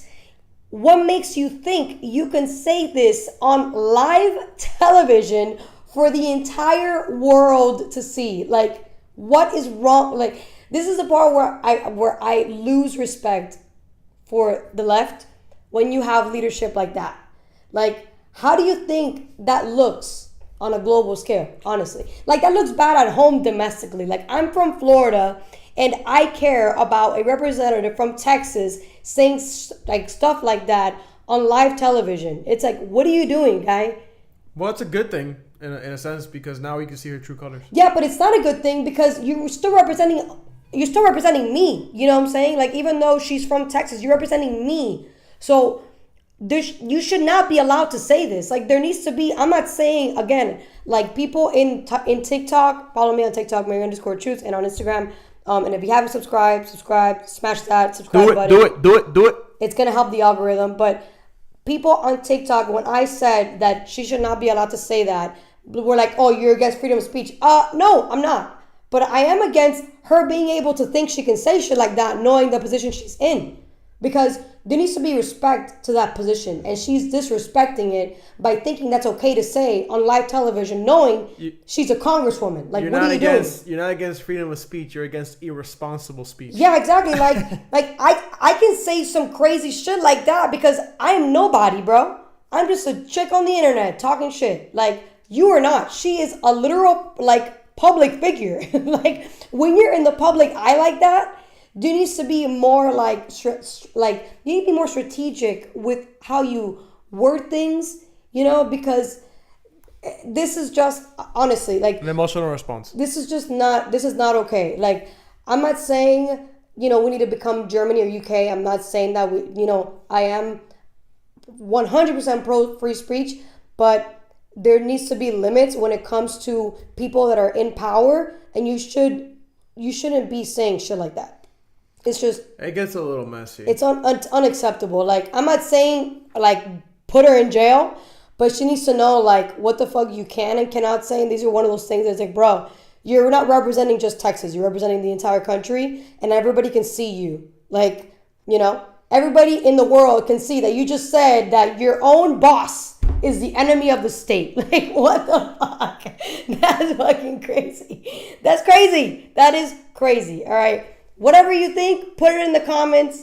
That's what I think, you know. Again, this is truth seeking. I'm not speaking truth. I'm just speaking what I think. These are my thoughts. Tell me what your thoughts are. All right, subscribe if you are a truth seeker. All right, continue. DeSantis does not welcome the Tate brothers. I'm not surprised because DeSantis and Ben Shapiro are on the same camp. Ben Shapiro was a huge DeSantis guy and swore that he was going to win. I don't know how you can think that, considering how smart Ben is. I don't know what you would think that this robotic person, I'm not gonna lie, he's a good leader, but he's not fit for presidency. He needs to loosen up a little bit. But check this out. Yeah. Just saying. That's, again, my thoughts. I read about it through the media. Oh, the audio's Clearly, terrible. the federal government has jurisdiction, whether they want to rebuff his entry into the United States, and I have confidence that whether it's Pam Bondi or Kristi Noem, that they will be looking at that. I do know our Attorney General, James Uthmeyer, is looking at what state hooks and jurisdiction we may have to be able to deal with this. But the reality is no, Florida is not a place where you're welcome. All right, so put the next one now. Oh. Yeah, because it's back to back. Oh. So that's what he said. All right, now this is what Tate and whatever his Tristan. listen. We live in a democratic society where it's innocent until proven guilty, and I think my brother and I are largely misunderstood. There's a lot of opinions about us, a lot of things that go around about us on the internet. We've yet to be convicted of any crime in our lives ever. We have no criminal record anywhere on the planet ever. Our case was dismissed on the 19th of December in Romania under the Biden administration. And our prosecutor recently decided, because we have no active indictment in court, to let us go and return. This is a democratic society. It's supposed to be innocent until proven guilty, as my brother and I are. And I think it's extremely important that we stop allowing media spin, wrap-up smears, lies, or carefully constructed narratives from George Soros-funded operations trying to destroy the reputations of good people who have no intention to do anything other than follow the law. Alright, that's it. We get it. Everybody's like asking him a dozen questions. He's gonna ignore everybody. So, I mean, like when I was watching, I was like, bro, can you imagine like you being that known and then you're walking out of an airport and you just see a mob of press just asking you a bunch of questions and you have to respond to them because you are a public figure. Yep. So that's what I'm saying. Like, she is a public figure. She needs to act like she's a public figure. That's all I'm saying. I'm not saying be Germany. I'm just saying, you know, like, come on, bro. Like, woman up. That's the thing about being a public figure. Like, come on. Any misstep, any slight mistake can be taken like a whole nother level. Yeah, and you have to be prepared for that. It's the like more power you have, the more careful you have to be with what you say. You got to be battle tested. That's what Patrick Bet-David says. You got to be battle tested. And I agree 100%. But that's a perfect example of that. And then you have now Andrew Tate. Wait, hold on. Hey, DJ's here. DJ Mel's here too. What did it do, Mel? What did it do at lockdown? You got kicked out? They got kicked out? They got kicked out? No, that's what lockdown said. I don't think so, bro, because he just went on a podcast with Patrick Bet-David. It's gonna drop like, tomorrow. But that's not pre-recorded. That's pre-recorded. Oh, okay. It's so not live. They could have kicked him out after. I mean, we can confirm that while I'm talking about this. You can confirm that really quick. All right, so this is the part that it's like, all right. So they're saying that supposedly these people got released because Alina Habba, which is the lawyer of Donald Trump for like almost all his cases, she was on kind to Tate in a live stream that she had with Benny Johnson, who's a right-wing reporter. And then she was sympathizing on that live with Andrew Tate, saying, I understand where you're coming from because, you know, I'm going through the same thing with Donald Trump. And then now the media is spinning it as in, oh, it was Alina Habba who got them released, you know. But again, it's like, it's what the Democrats do, it's what the left does. They're making these assumptions as if it's true, as if it's like ultimate fact that this is what's going on. And we don't freaking know. Like, for all you know, it literally is what Andrew Tate says. Like, yo, they just released us. They don't have anything on us. They have no reason to keep us in Romania. We're actually free. We're not guilty of any charges. So we should be allowed to come back to the States because they're dual citizens of America and the UK. So it's like, I mean, he's not wrong. And there's no reason why the federal government should stop an American from coming into the country if there is no wrongdoing according to the Romanian courts. So it's like, I don't know what the problem is. Why is Governor DeSantis acting like... Yeah, bro. It doesn't make sense. What's the beef, bro? Like, what's going on? What's going on over here? Supposedly it's because he gets a lot of donations from Israel and Israeli, whatever. That's what they're saying. And well, that makes sense. Ben Shapiro is, you know, a big donor supposedly or whatever. I don't know. I frankly don't care. I just think that, again, politicians shouldn't be focusing on their donors. They should be focusing on their people.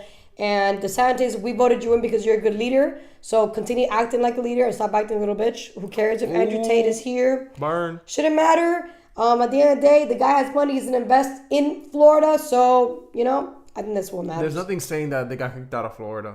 Yeah, I didn't hear anything about that. That would have been all over the news. There's nothing So showing that. he hasn't been kicked out of Florida. As far as we know. Yeah, he's still here. They don't have a reason to kick him out because he hasn't done anything wrong, any wrongdoing. So they can't kick out somebody who hasn't done anything wrong. So it's like Andrew Tate said, we live in a democracy, in a free society. In a free society, he can come to America and not get kicked out of America. So, all right. So the last story is Trump versus Zelensky. Okay, so before I put this is... Okay, so when we were watching this, it had just happened, and we were watching it as it was happening live. Yeah. And we were like, this is like incredible. This is absolutely probably one of the best presidencies we've ever had in our lifetime.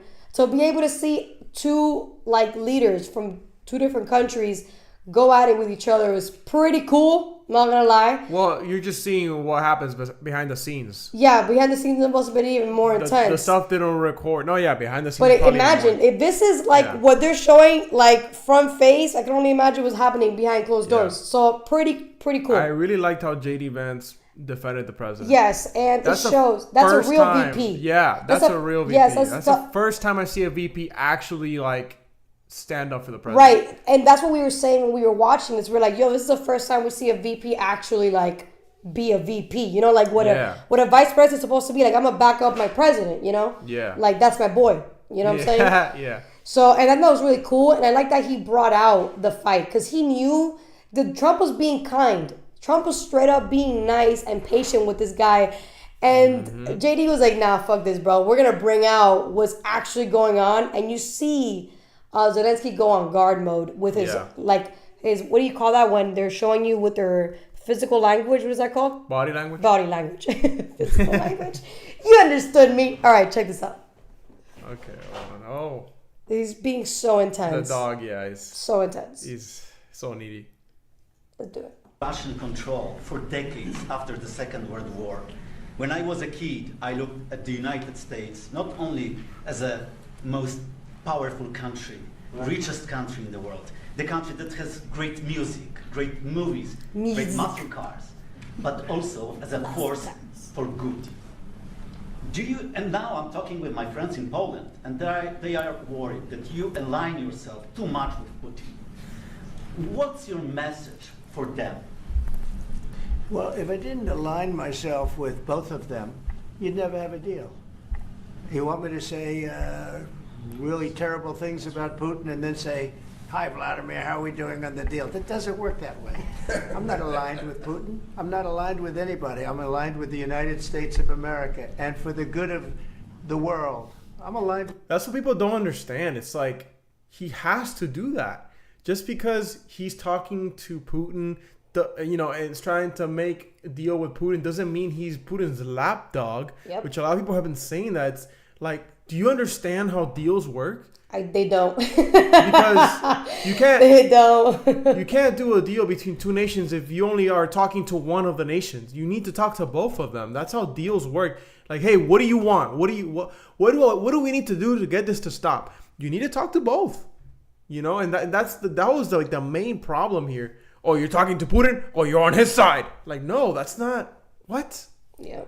It gets better, bro. It gets so bad. And I want to get this thing over with. You see the hatred he's got for Putin. It's very tough for me to make a deal with that kind of hate. He's got tremendous hatred.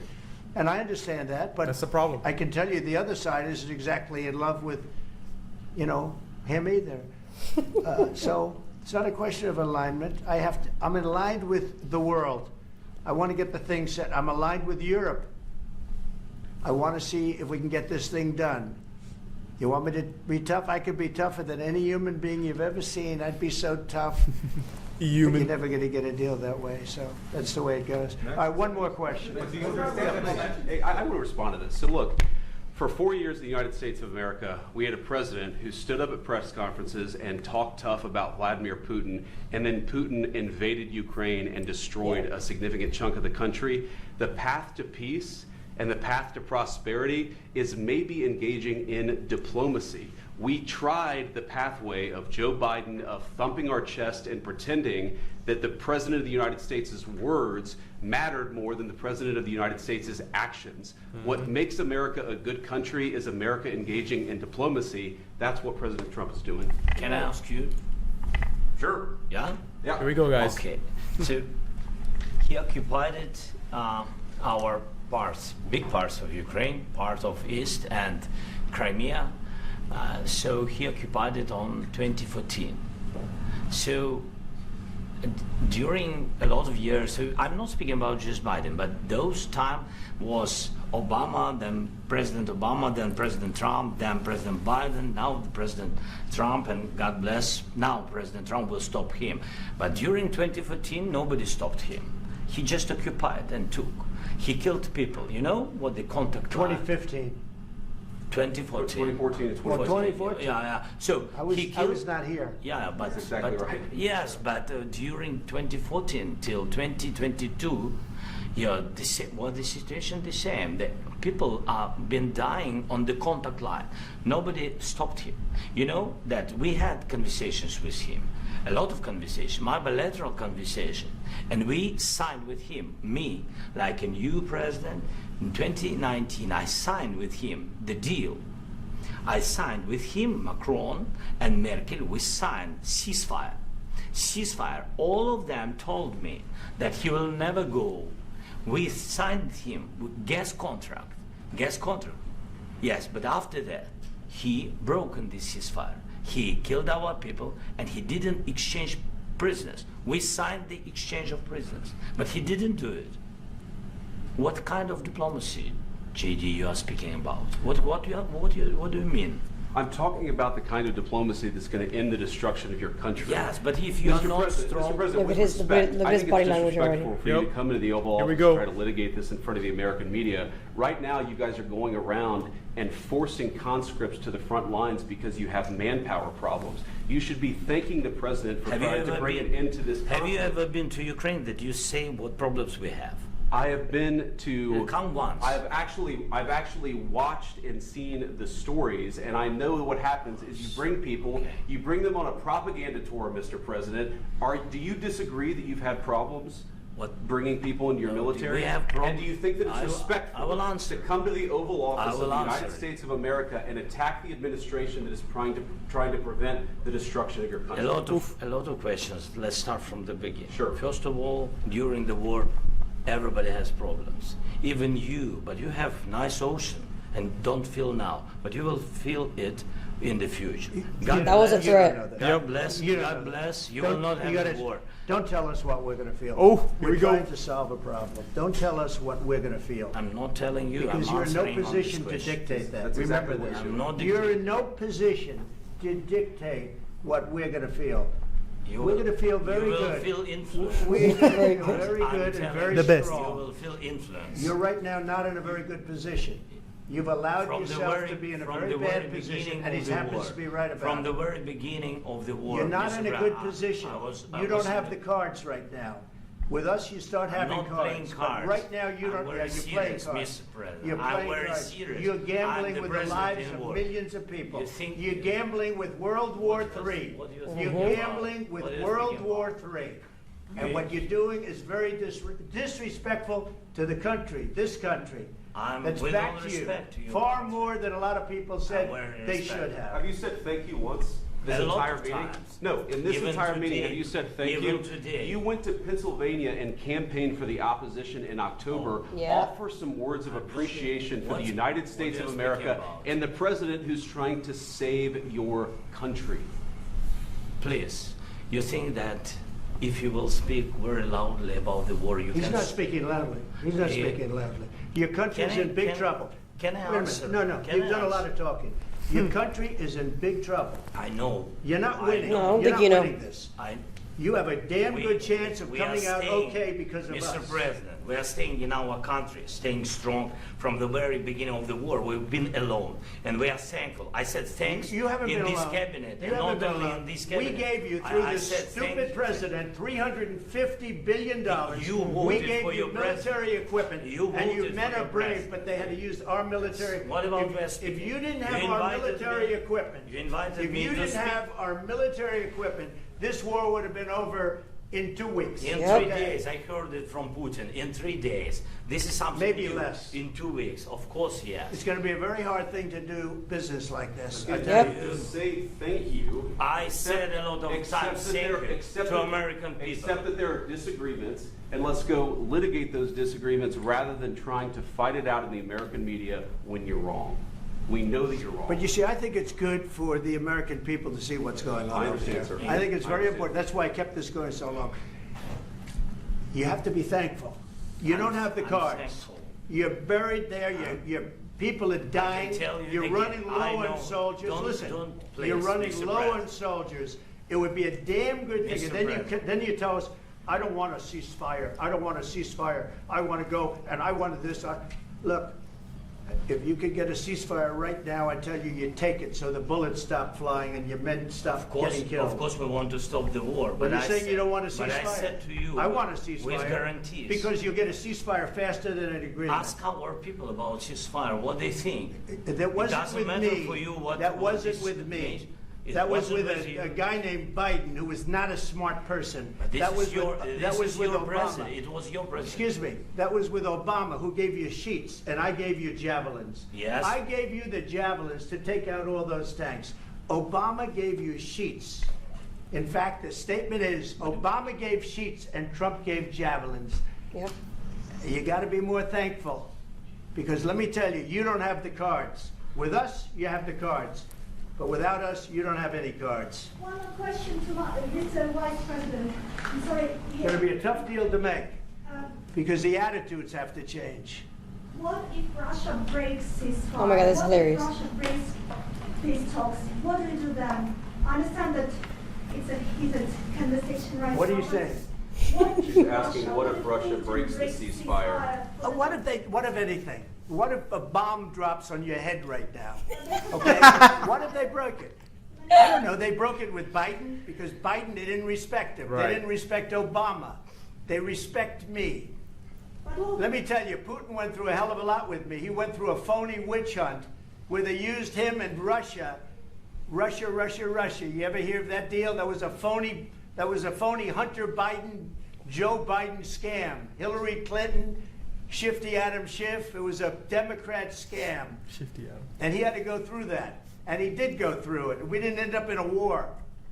And he went through it. He was accused of all that stuff. He had nothing to do with it. It came out of Hunter Biden's bathroom.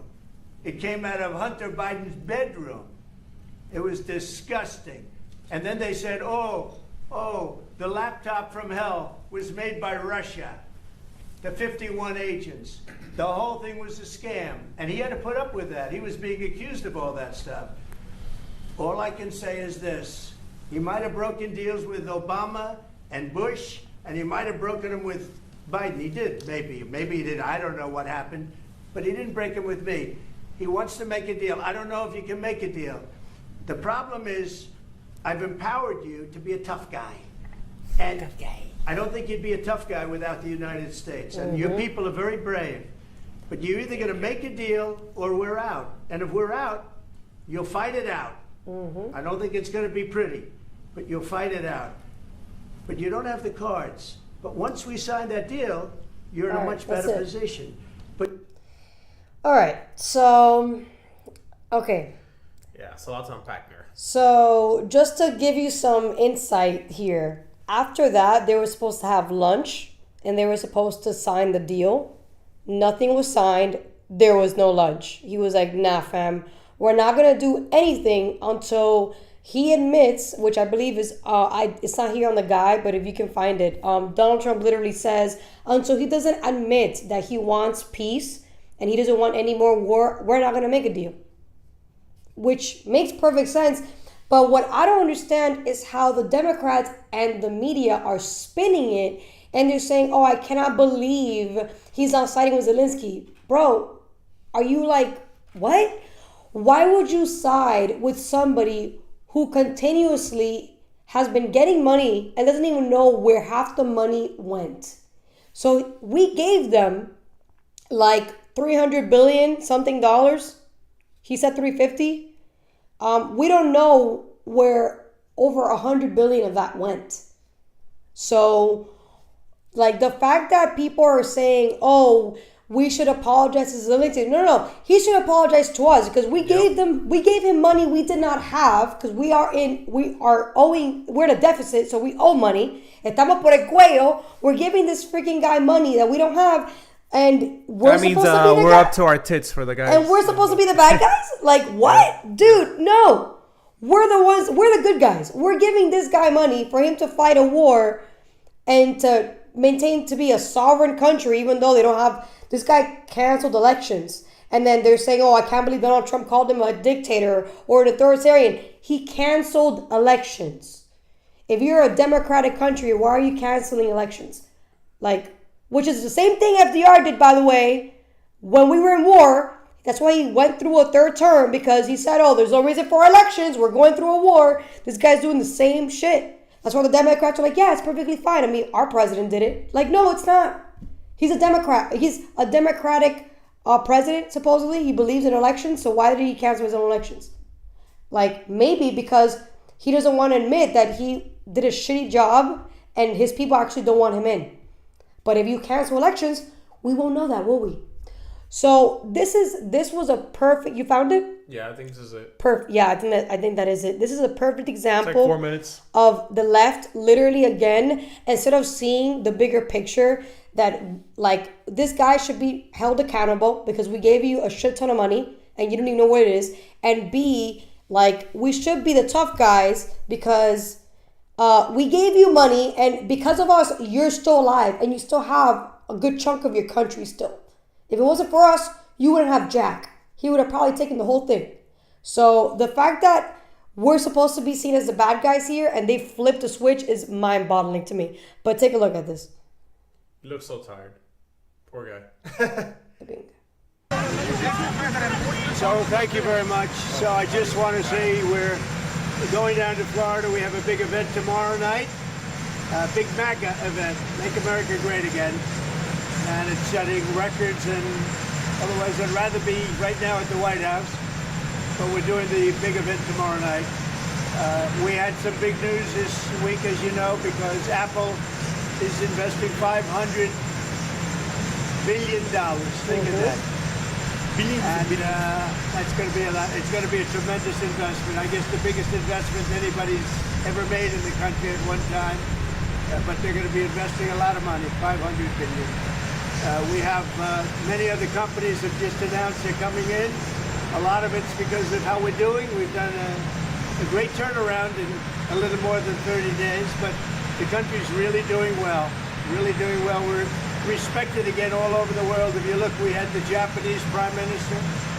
We had the Prime Minister yesterday of UK, as you know. We had the Prime Minister of India. We have another 20 Prime Ministers and Presidents wanting to come. And very good feeling. I think our country has really turned around. We had a meeting today, as you know, with President Zelensky, and I would say it didn't work out exactly great from his standpoint. I think he very much overplayed his hand. We're looking for peace. We're not looking for somebody that's going to sign up a strong power and then not make peace because they feel emboldened, and that's what I saw happening.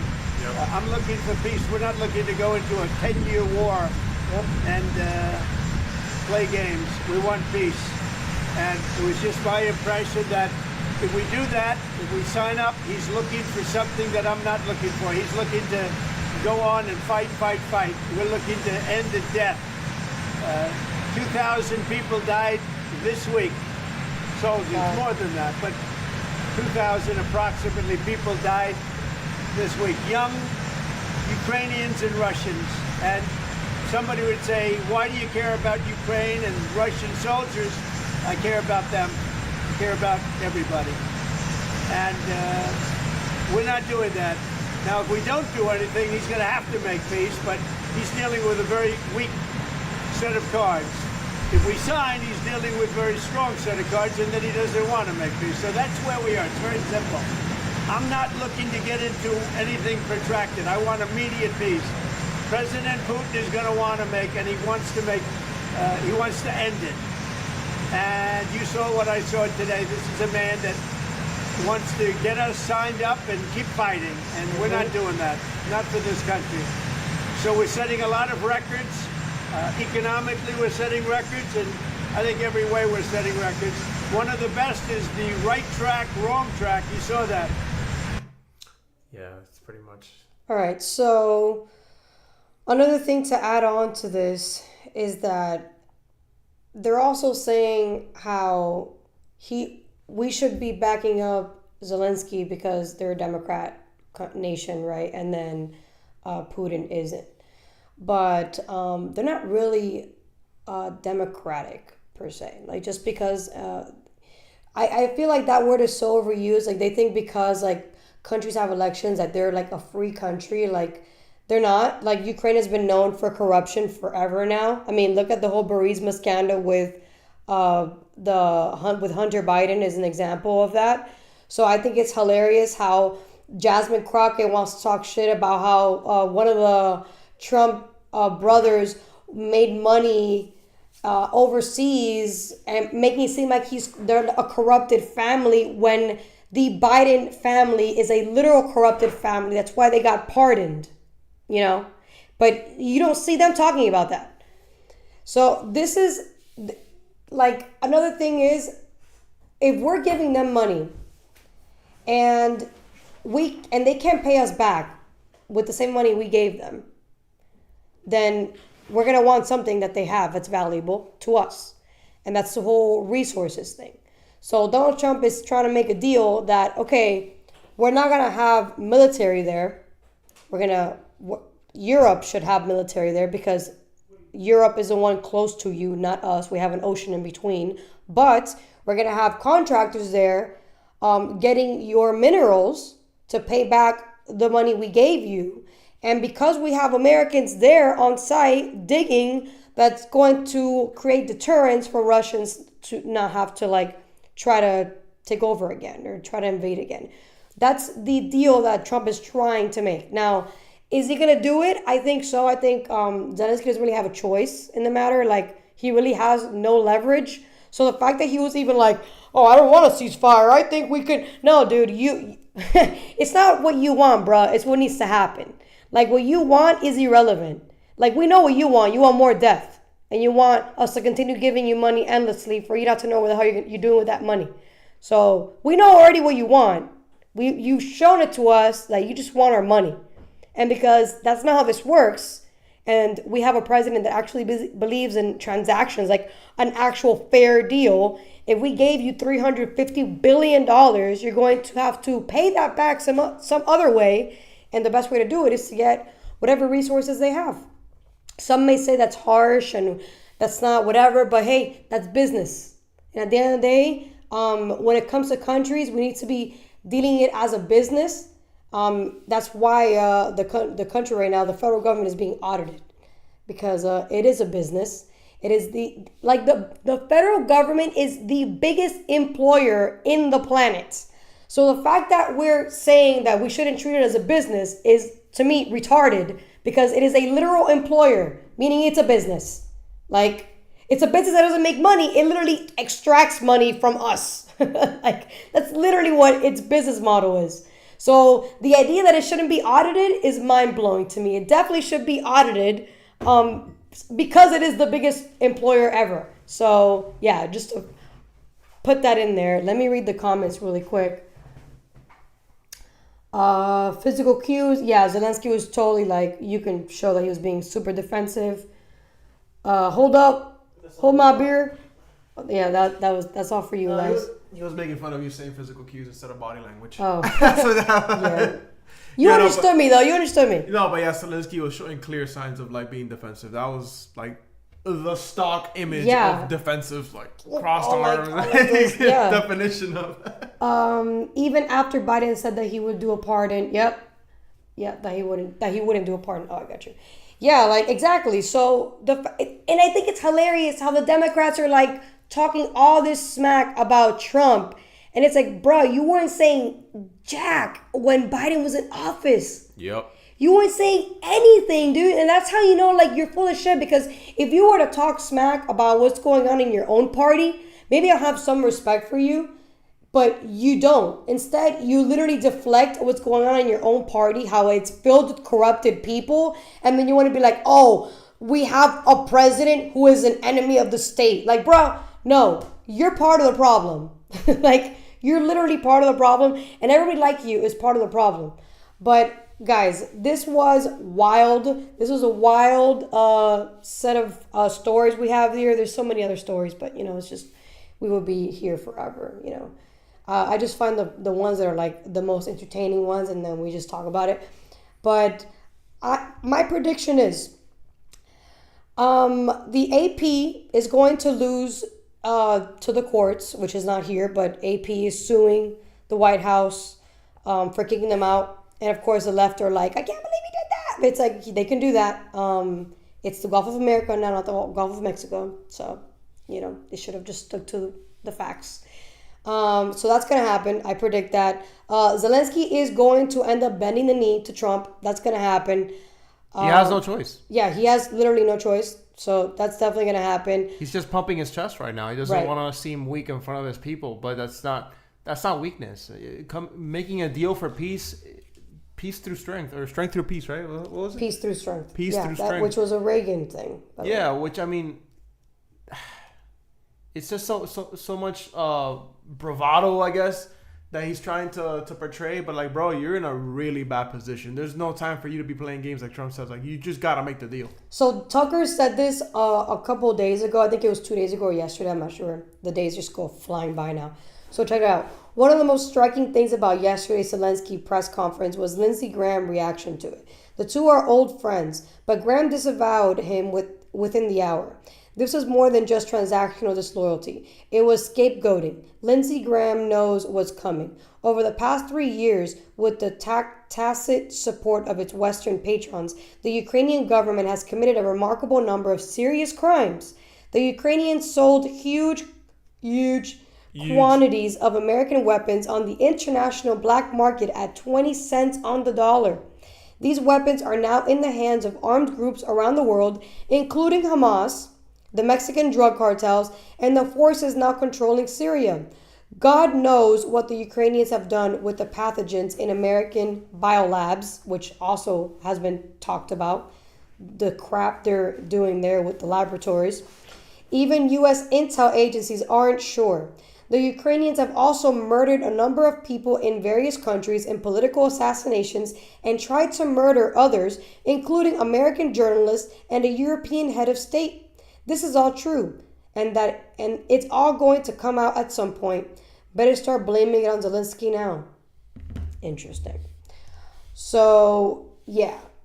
There's been a lot of talk about how Ukraine has a black market on human trafficking, how they have a huge hub on that. So, the whole war with Ukraine, I think it's a lot darker than what we think it is. But again, this is all speculation. And actually, unlike the media, I'm actually saying it's just me speculating and making suggestions.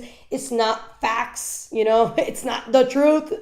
It's just what I think, But honestly, this is a wild ride. These 4 years are going to be wild. So buckle up, ladies and gentlemen. Those of you who have not subscribe to Mary Truth Talks and become a truth seeker today. Like, share with your favorite liberals. Let them know that actually I'm not super extreme and I'm pretty centered, but whatever, you can make a judgment for yourself. Thank you guys so much for tuning in. I appreciate you, and I'll see you guys next time. Bye-bye. It's going to be huge. Huge.